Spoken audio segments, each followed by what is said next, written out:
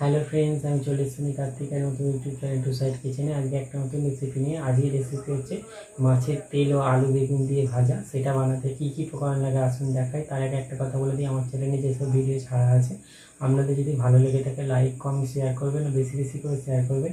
আমি যদি আমার চ্যানেল নতুন হয়ে থাকেন প্লিজ সাবস্ক্রাইব করে দেবেন, নিচে বেল নোটিফিকেশানটা অন করে দেবেন যাতে আমার ভিডিও আমাদের কাছে আগে পৌঁছে যায়।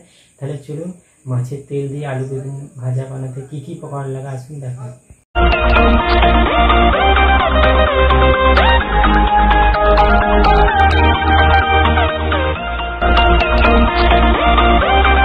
চলুন তাহলে মাছের তেল আলু বেগুন দিয়ে ভাজা রেসিপিটা বানাতে কী কী উপকরণ লাগে দেখিয়ে দেবো। তার আগে একটা কথা বলে দিই, ভিডিওটা প্রথম থেকে শেষ অবধি দেখার অনুরোধ রইল।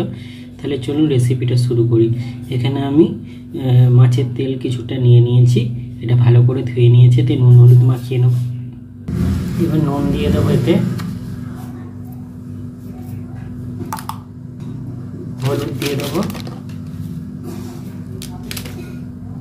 মাখিয়ে নেব।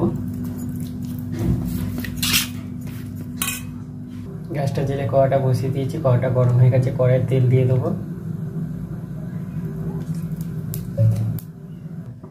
ওই তেলের ওপর দিয়ে দেবো দুটো কাঁচা লঙ্কা আর একটা শুকনো লঙ্কা, এটা কালো জিরে, একটা আলু আর বেগুনটা।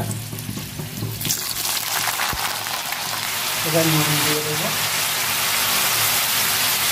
এবার হলুদ দিয়ে দেবো। এবার ভালো করে আলুটা বেগুনটা ভেজে নেবো। আলু বেগুনটা ভেজে নিয়েছি, তুলে নেবো। আর তেল দেবো না, তেল আছে, ওই তেলের উপর মাছের তেলটা যে নুন হলুদ মাছের দিয়ে দেবো।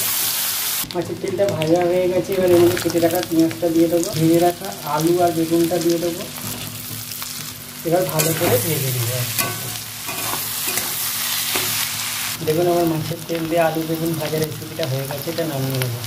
দেখুন মাছের তেল দিয়ে আলু বেগুন ভাজা রেসিপিটা হয়ে গেছে। এই রেসিপিটা যদি আপনাদের ভালো লেগে থাকে লাইক কমেন্ট শেয়ার করবেন, বেশি বেশি করে শেয়ার করবেন, আর প্লিজ সাবস্ক্রাইব করে দেবেন, আমাদের পাশে থাকবেন। চলুন তাহলে দেখা হচ্ছে নেক্সট ভিডিওতে।